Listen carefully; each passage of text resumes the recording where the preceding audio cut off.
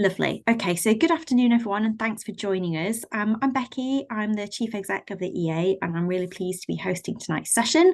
So, the EA is a learning society and a subject association which was founded in 1906 to promote, support, and defend the discipline of English studies. We cover all stages of education, from primary and early years through secondary and further education to higher education and beyond. And we cover all parts of the discipline across language, linguistics, literature, and creative writing.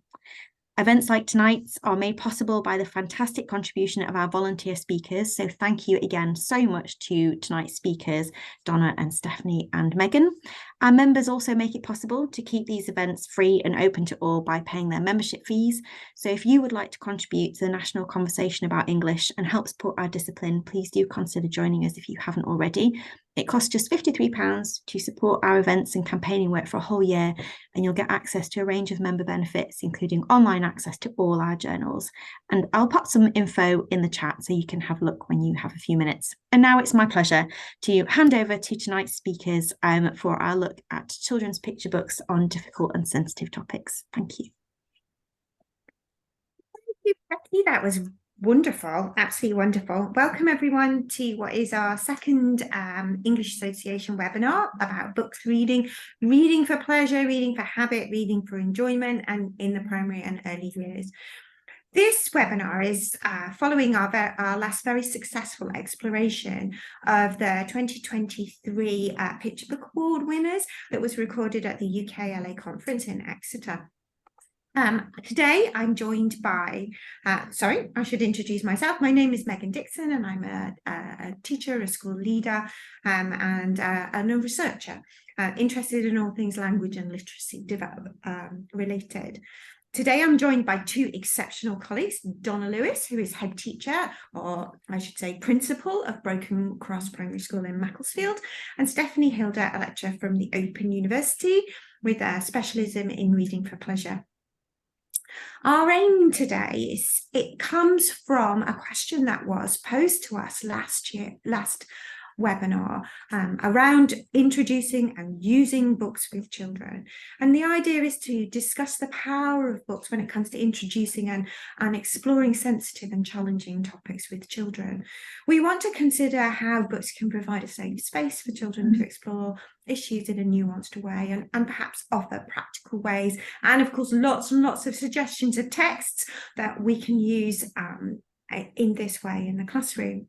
So we've all brought a selection of books with us that we've used with children. But before we dive in, I really want to give our two speakers, Donna and Stephanie, the opportunity to share with us some thoughts and reflections about how they use books and the kind of in this way and the issues and explorations that they feel are important. Donna, I know you use books as a central focus with how you work with children. I wonder if you could start off the conversation a little bit, perhaps by introducing the school that you're head of and the role that books play in perhaps the pastoral work that you do. I know that they have a very central focus.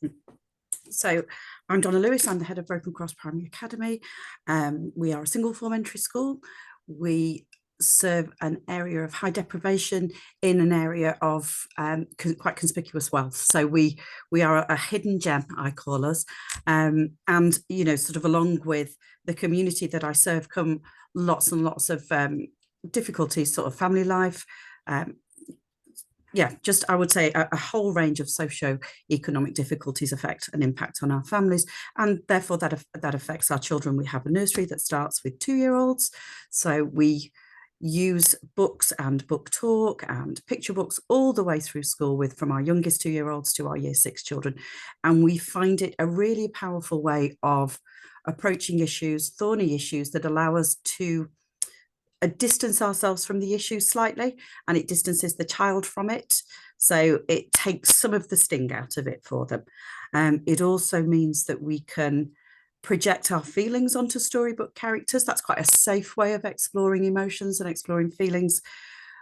We often sit side by side if we're sharing with an individual child, so we've not got the eye contact and that scrutiny that can make children really uncomfortable if they're discussing or we're discussing topics that are tricky for them. So I think that distancing yourself slightly from the issue with a storybook is a really good way of engaging children into an issue. We find them really accessible for parents as well. So not only do we have a huge range of books that we use in school, but we will lend those to parents as well, because very often it supports them in having difficult conversations with their children.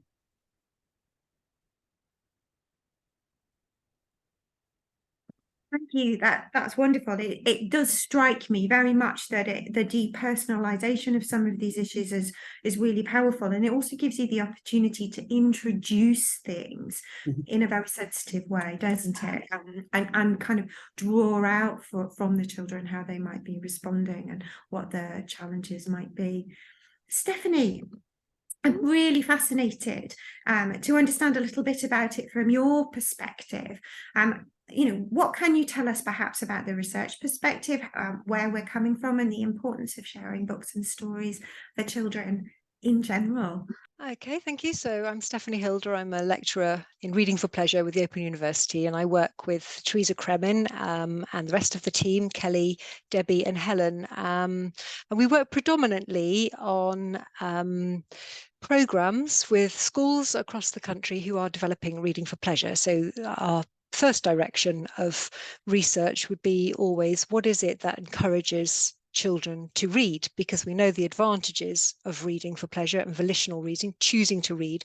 How is it, as teachers, generally focused on the curriculum, we can support that behavioral choice, if you like? What is it that we can do?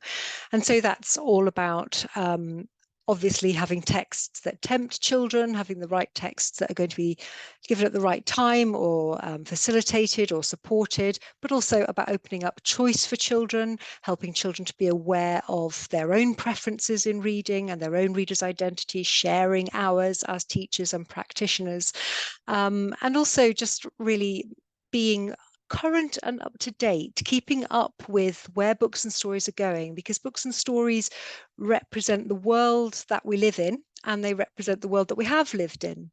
And I think as Donna was talking about the world that she's working in there, I think a lot of older books, for example, might not represent that. And so if we want to include as many people as possible in the advantages of reading as we possibly can, then we need to think about, how do we meet them halfway? How do we find the books and stories that give them the words and the language and the themes and the opportunities to talk and think with a sort of distance, as Donna was saying, really. This is not about me. This is about something I know about, and I can extend my thinking this way. So that's where I think we come from at the Open University. From a personal perspective, and I know that Donna will agree with me, we've used together, Donna and I, in various roles that we've worked together for a long time, and we've used the Open University materials a lot and worked with Teresa to help develop some of them. So I would recommend them to anybody who's thinking about ways of perhaps using books in this way around sensitive topics, but also just that idea of developing reading for enjoyment, for engagement, for habit, those sort of activities that are so important and play such an important and crucial role in our children's development. Thank you. That was fantastic. I'm very struck by that notion of what we are thinking about in terms of the historical perspectives and how we can absolutely build on those as we go through. I wonder if perhaps we can start to share a few of the texts that we've brought that we feel are really helpful and appropriate, and that will spark some of these conversations, some of which aren't very tricky. I know that, speaking for myself, I've brought texts that address issues of bereavement, texts that explore issues of what we might call invisibility or personal distress. Stephanie, I know that you've brought some books around some of those themes as well. I have. Yeah. Do you want me to start? Yeah. Oh, okay. I've got a big stack, so I've really tried to limit myself actually from my big stack to think about what would be useful to share. So may I just choose the first book that I'd like to talk about? Go for it. Go for Okay. it. You might well know this book. This book, just to before I show you, is by Matt de la Peña, and Christian Robinson is the illustrator, a pairing that are quite celebrated now. They've got 2 or 3 really well-known books under their skin, and they're not easy books, but they are great books. This is the one that I've chosen. Milo Imagines the World. I'd like to pick this one first. And the reason why I've picked this book to share with you is because, as I said a moment ago, one of the things that literature can perhaps uniquely do is allow us to experience something that is outside of our experience safely. We don't have to go through anything in the book ourselves to be able to learn about it, reflect on it, understand different perspectives on it, challenge our thinking on it. That's what books and literature can do. And this is one of those books. It's one of those books personally for me, and I think it's one for anybody who reads it. The first time I read this book, I knew nothing about it, apart from it was recommended to me by somebody who knows a lot about books. A lady from the Norfolk Children's Book Centre recommended it to me, and she said, this is being talked about a lot. So I said, all right, okay, I'll give that a go. I'll have a look at it. And from the front cover, you begin to get an idea of the protagonist, Milo. And Milo goes on a journey, both physically in this book and metaphorically, and I think so does the reader. Physically, the journey that he goes on is on a train, an underground train. We assume, yes, it is. It's a subway. It's actually based in America, but I think it's very relatable, and I don't think that we need to dwell on that aspect. I'm just going to show you the illustrations, because this is the normal illustration style for the main story that's happening. And this more naive, childlike drawing is Milo's thoughts and what Milo's imagining as he goes on this journey. And as he goes on this journey, we learn about him, and we think we learn about the people that he's looking at as well. He thinks he learns about the people that he's looking at, because he looks at people, he's got nothing else to do at the moment. He's feeling anxious. We know that because he describes himself as being like a shook up soda, excited, nervous, all sorts of things are going on in his mind. So he occupies his mind by imagining where this person might go when they get off the train. And at face value, you can just see that as a child's wanderings and using their own experiences to reflect on what we see. But at another level, you can also begin to see, oh, we make assumptions about people based on very little evidence.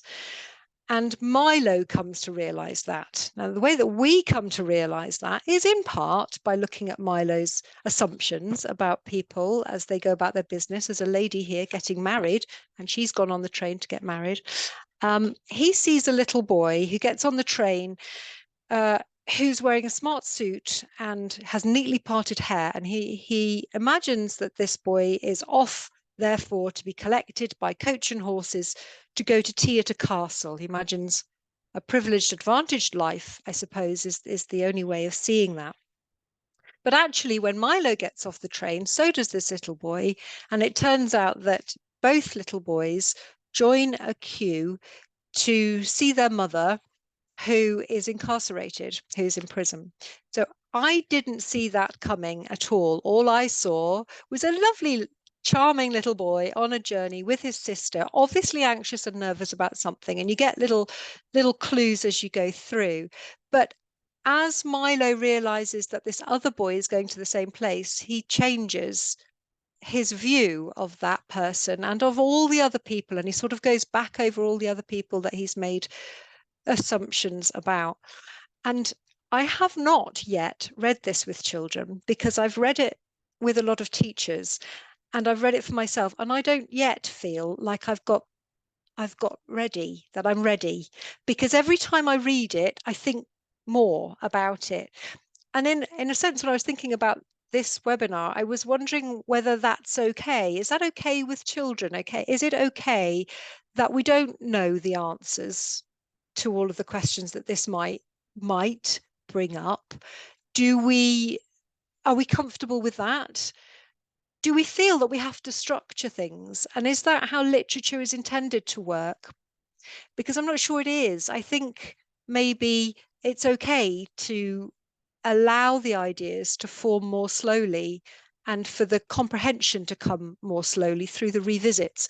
And that's what's happening with me with Milo. And so I think probably until I'm at the end of that journey, I won't be ready to set the children out on that journey. But when I am, I don't think it will be with the answers ready. It'll be ready to have some conversations.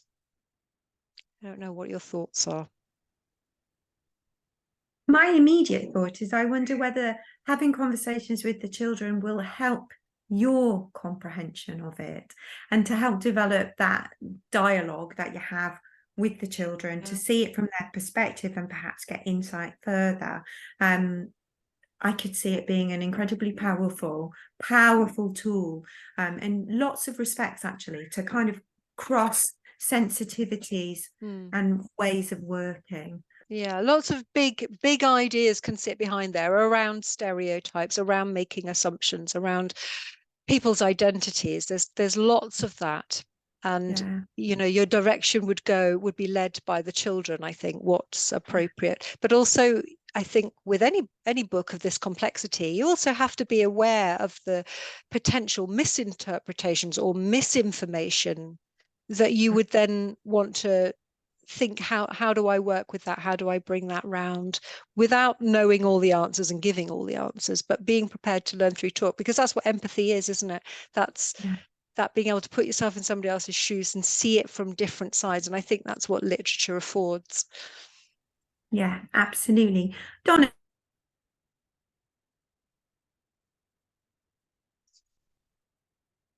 Sorry, Megan, I can't hear you. I think you're on mute. Am I on mute now? No. Okay. Do you have any thoughts or reflections on how you might approach that and using that book in school? Any words of kind of I think what it led me to think was how that would be received in different year groups. And and this is where picture books are just the most wonderful thing in the world, because they're easily accessible, to most children. But that different age groups would respond and bring really different things to the table with that, Stephanie, and the conversation would be different across year groups, but across the number of times it was revisited as well. And I think it's that power of revisiting. Don't ever think that a book is done because you've read it, you've shared it, and you've had the conversation. It's about revisiting and coming back and allowing time, I think, for things to percolate. We do it as adults, but we don't always give children the time to do that. And I think actually my reflection on that from what you're saying now is that we're using books in this way in a different way, aren't we? We're not using them to teach reading in inverted commas. We're not using them to have a specific, purposeful tick-off objective to see whether children can think in a particular way or draw certain conclusions. We are very much using this as a way of understanding and gaining kind of greater insight into the world and the world of our peers, of our colleagues, of how other people are in the world. And it probably sits very well in reading for pleasure, although the text might not be considered pleasurable in terms of being happy and jolly and cheering everybody up in that sense, but that kind of deeper engagement and learning sort of strikes really fantastically. Donna, have you got a book? Megan, that broad interpretation of what we mean by reading for pleasure is really important, because reading for pleasure isn't about reading for fun necessarily, although that's an important part of it. It's reading for escape, it's reading for imagination, it's reading for understanding, it's reading for reflection, and sometimes it's uncomfortable. But the pleasure is the wrong word, but it's satisfaction that you can gain from the experience of something that might challenge you, actually. So it's that word pleasure, I think, has connotations that might not tell the full story. Yeah, I couldn't agree more. And yeah, that's why I kind of almost in a way like to talk about it as reading for habit, or reading for engagement, or reading for a personal agenda. I know, certainly talking to colleagues like Dr. Sarah McGowan, she talks a lot about having reading goals. So it's really important for children to be aware of, like you were saying, what they like to read and why they want to read it, and what their personal goals might be in that context. And it might not be that they want a pleasurable, fun experience. They might want to scare themselves, or to learn about something that they're fascinated in, or to understand more about a certain topic, or whatever. But it's important, isn't it, to kind of expand that definition, but be quite comfortable with it as well. And I really like that aspect about it, all of the conversation around that text being open-ended, being open to interpretations, and that being safe, that's okay as well. It's okay to have different ideas that bring to the story, as long as we are exploring and explaining our ideas and recognizing that they are the ones that are perhaps licensed by the text in front of us. Donna, would you like to share one of yours? I know you've got ones for perhaps the younger children.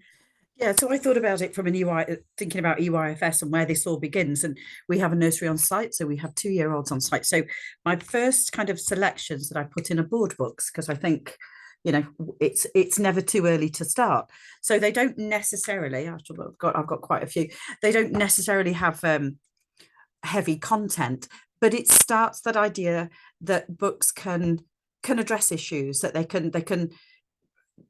it's not just always about going to the shops with mum or going to the park, that we can actually start to talk about broader issues. So I brought Stick and Stone, and these are board books, which again, I think it's lovely to have board books. And I don't know if you can see Stick and Stone, make a 1 and a 0, and it's just it's sort of just a tale of friendship. One is lonely, one is alone, so lots of wonderful language and illustrations within the book as well.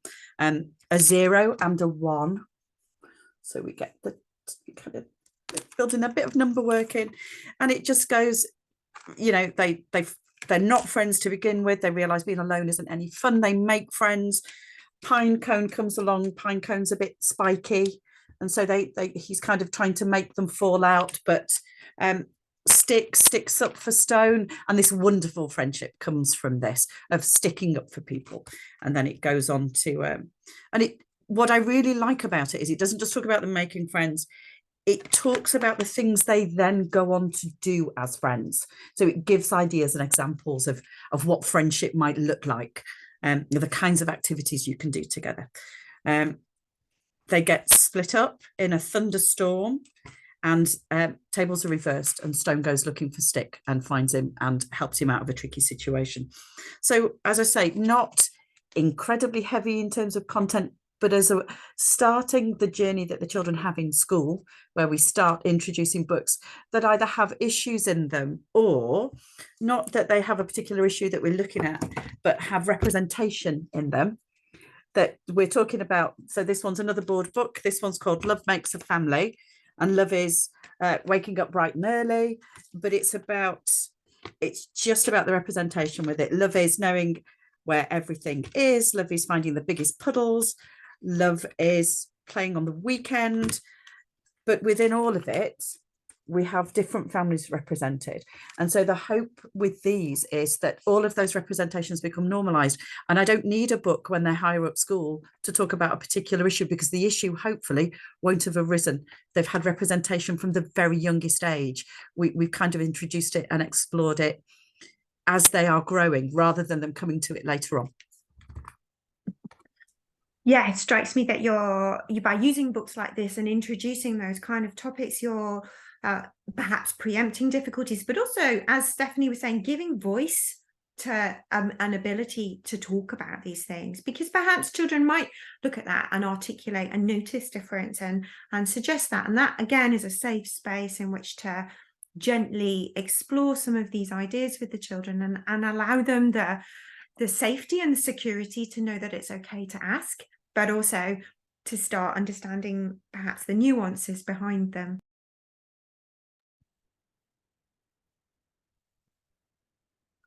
Megan, you've just gone off microphone again. Is that my cue to talk?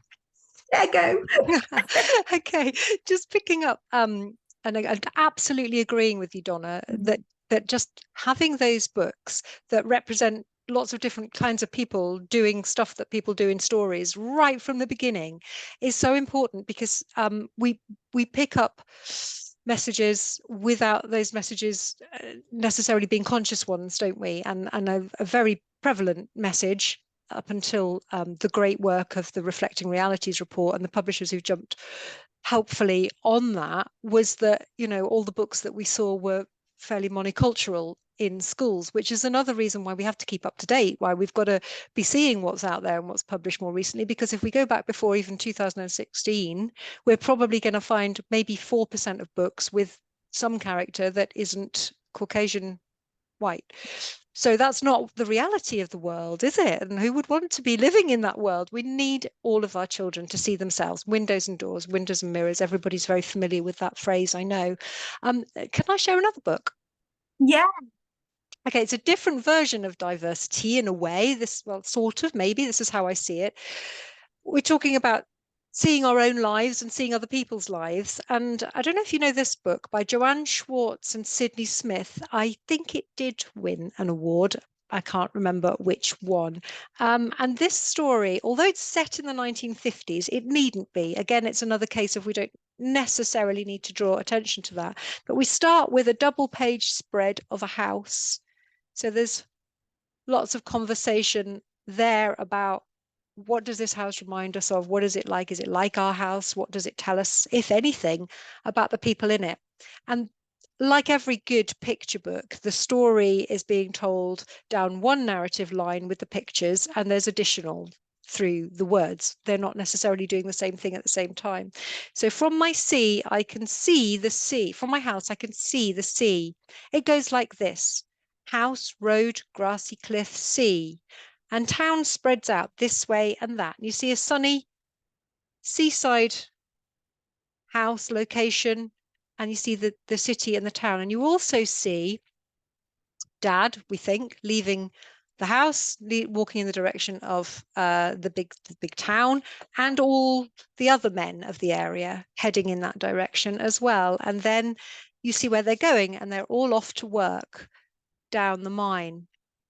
And the story is told so simply. I mean, the pictures themselves are, they're deceptive. They look simple because it's all bold lines. But the story that is told is one of repetition, of regularity, of expectation. But there's also great contrast between it's all told from the boy's point of view, from the sunny days that the boy is seeing and where his mind is. And his mind is very often with his dad, who is under the sea at the coalface. Very different, utter contrast there. But what I think is touching about this book and interesting for the conversations it could open is that it's about permanence, and it's about inevitability, because the little boy is talking all the way through about this is his dad's life. At some point, this is going to be his life. He's going to go down the mine, and it was his dad's life. And I think that conversation about what control we have over our futures, what opportunities we believe we have, and what opportunities we might have that we might not believe that we have.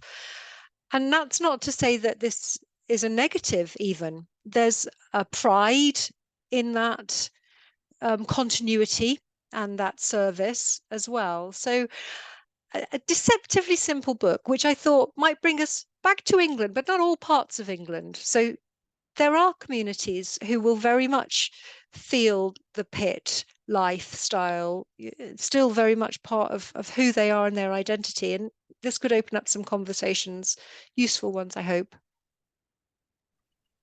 Yes, it sounds wonderful. I know that book. I have actually used it with children, and it is remarkable in what they observe, particularly from the pictures, and what they take from it. And that kind of idea, I'm very taken with the idea that you were talking about that difference between permanence and the kind of ever-evolving and changing world that's sometimes happening quite fast. And we've had a period where things were not under control, where perhaps children have felt very much put upon and very much out of control. Things are happening around them at a great pace that they're not necessarily aware of. So some of those issues that come through, I think, will be really fascinating to explore with them a little bit further. You've given me some more ideas for the next time I use that book with children. Thank you. I'm going to pick up on one and share one of the books that I've brought with me, Thanks. if that's okay, because I think it follows both of the themes that you've both picked up on. It's by Tom Percival, who's, becoming very familiar as a rather wonderful author and illustrator for us. And it's called Invisible, The Invisible. And what I love about this book is that it actually gets to the heart of what perhaps maybe a lot of children feel but can't necessarily articulate for themselves. So the main character is this lovely little girl, and she lives with her family in a very nice house, and she, to all intents and purposes, has what's a lovely, what she calls a beautiful life, and she's always noticing beautiful things around her because of that.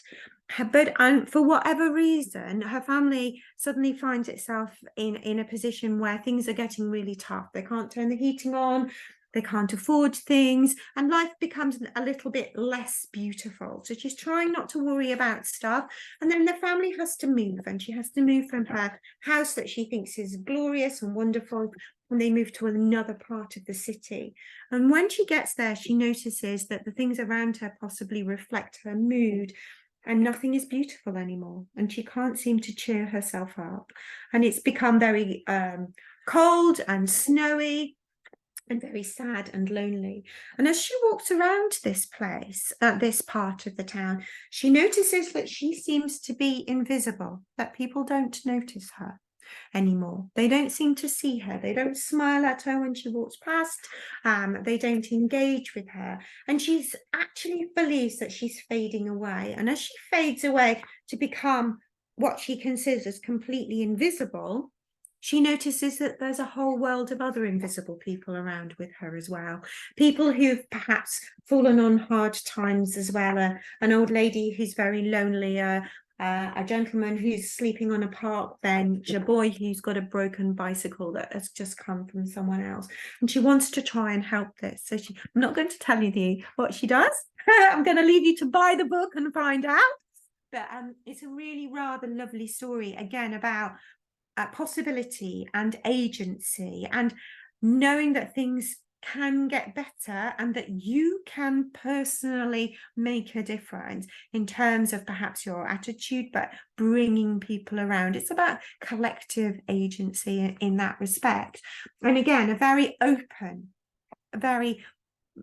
book that I think a lot of children will be able to relate to, particularly in these kind of straitened circumstances that we're in, and perhaps give them a freedom and a voice to articulate some of their concerns and worries, and empathize, and to be able to see themselves in the shoes of this character.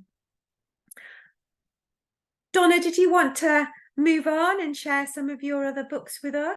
Can I if I build on what you've just been talking about, that idea of being, sort of almost invisible, or the worries that children have, I've selected loads of books. You can't help it once you're asked to. So this is wonderful. This is called Barbara Throws a Wobbler, which I just love for the title, and I love the fact she's called Barbara as well. And again, we're talking about nursery foundation stage.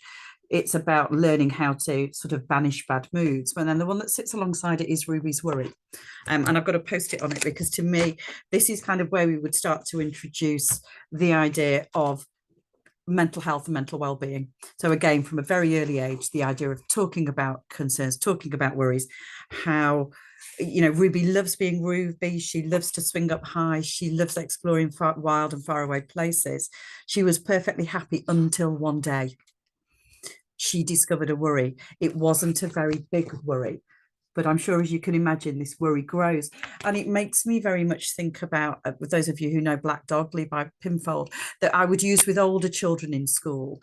But this would be the way of introducing the idea of a worry, and a hidden, invisible worry that other people can't see. And that we start talking about those things at the very youngest age, so children do learn to be open and honest about their feelings, but also to understand that it is invisible, and that their friends around them might be feeling a certain way, but they're not showing it. So it's just developing that empathy, but also hopefully supporting them to acknowledge from the very youngest children, you worry about things, and it's okay to worry. It's perfectly normal. It's how we manage that worry. And maybe if we can support children to manage their worries lower down school, we end up not needing a book like Black Dog. when they're Yeah. higher up school and they're older. That brings to mind another book that I don't have with me, but I can't remember the author, but it's called The Colour Thief, and it's about a boy who's wrestling with the challenges that he has a parent with a serious depressive illness as well, where all the colour has been removed from their lives. So he's not worrying himself about his worry; he's worrying about his parents' worries, and how that aspect of mental health and how that can show itself within a family, because it can be extremely concerning to children, and again, this gives us a little bit of an intro into being able, perhaps on a one-to-one basis, yes, sitting alongside to begin to have those kind of conversations.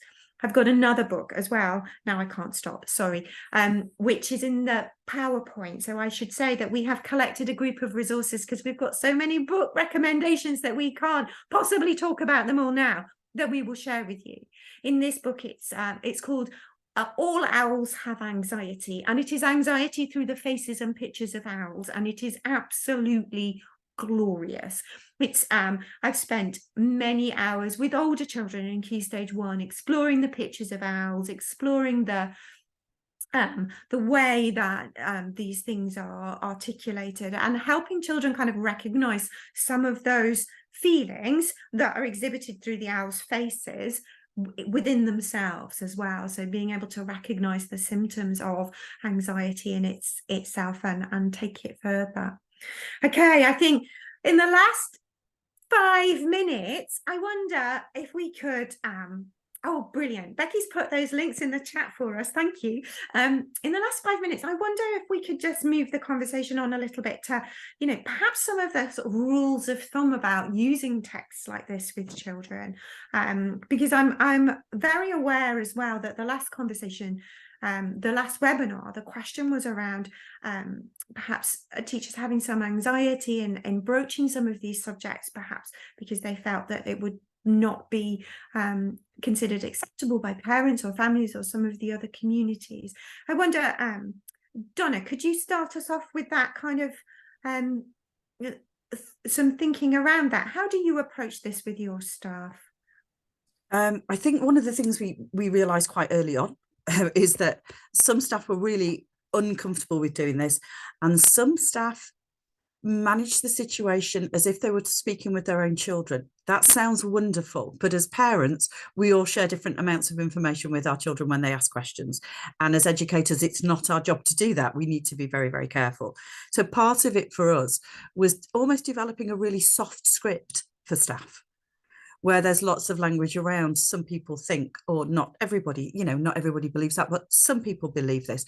So just giving them some sort of vocabulary and ways of answering tricky questions, and also saying to them, I'm not going to answer that question right now, sweetheart, but we can have a talk later. Or, oh, that might be something we can talk with mum or dad. We can talk with grown-ups at home about that. So just empowering them as well to say, it's okay to say, we're not going to talk about that right now, but I am going to come back to it. I'm not going to leave you hanging. As far as parents have been concerned, we're very open in school about what we do. We're a no outsiders school, for those of you who know what No Outsiders is as an organisation. So we have a whole curriculum that's built around books. Then the topics can be quite challenging. That goes from reception right the way through to year 6. We're open and honest with parents. If you come and have a look around my school, you will see the signs that say quite clearly what it is that we do in school. I am a big believer in, if you don't like the messaging on my walls, you probably won't like some of the content that we're going to deliver to your children. And that's okay. So I'm upfront about what we do, and parents make a choice based on that. I really don't think I've lost any. I think if you're open and honest, I think parents are frightened by what they read in the newspapers and hear in the news, which doesn't reflect any school I've ever been in or worked in, if I'm being honest with you. So once you address the issue head on, which I tend to do with most things, Megan will tell you this, they kind of go, oh no, that makes sense, that's fine. Brilliant, thank you. I mean, I knew you'd have some pearls of wisdom and some wise words in that respect. Absolutely. So I mean, I think, yeah, if in doubt, and the question is to ask, isn't it? And to talk to your colleagues around you about how maybe they would broach the situation, and like you say, the soft script that they might use. I wonder, Stephanie, have you got some pearls of wisdom for us? Well, I don't know if they're pearls of wisdom. They're probably saying much the same thing, really. I think there's a few things. I think being comfortable with dialogue and conversation that you're not controlling, you're participating in. I think that's one thing. I think perhaps with the scrutiny that we're all under, we have, as a profession, maybe erred on the side of structure and certainty. And I think discussion around literature and difficult issues needs to be open and responsive. So being comfortable with that. I think reading around your book, if your book is going to be controversial, I know that Milo Imagines the World is controversial in some places. I know it's been banned in some places in America. So I would take the trouble to find out why, what are the sensitivities with it. And there is, I will just give it a plug, it's nothing to do with me, but there is a very good teacher's guide published by Penguin that helps to understand that background. So I would do that. I would also think about what I know of my class context and my community context to decide whether this book needs any mediation or it needs to be with some groups, or whether it needs to be bought individually to pupils, or how do I need to do that, and what am I doing it for? Because I think literature needs to be enabling. These conversations need to be supportive and enabling. We're not trying to stir up difficulties for the sake of controversy. We're trying to navigate the world that we live in. So I think approaching everything with that integrity and authenticity probably helps somewhat. And remembering that reading for pleasure is a social activity. It's very much about relationships. So build those relationships around your book and with your parents. As you are saying, Donna, we're not running away from these conversations. We'll have them with anybody who wants to have those conversations with us. I think that honest relational approach supports reading for pleasure and supports communities. Fantastic, thank you. So I just want to say thank you, Donna and Stephanie. It's been fantastic. I've had such a great time talking about these sorts of things with you, as I knew I would. It's been an absolute privilege. I guess my final thought and reflection to colleagues who have joined us is that this is the second webinar, and it appears that we might be beginning a bit of a series. So if you have a topic or an area around picture books, reading for pleasure, those sorts of things that you'd like us to explore in more detail, or you would like to contribute as well, please do let us know. I'm going to hand back to Becky now. I just get to say thank you again to everybody for coming along, and thank you to our speakers. It's been a pleasure and a privilege. So thank you very much, and have a lovely evening, everybody. Thank you. Thank you, everybody. Thank you for coming, people. Well, I think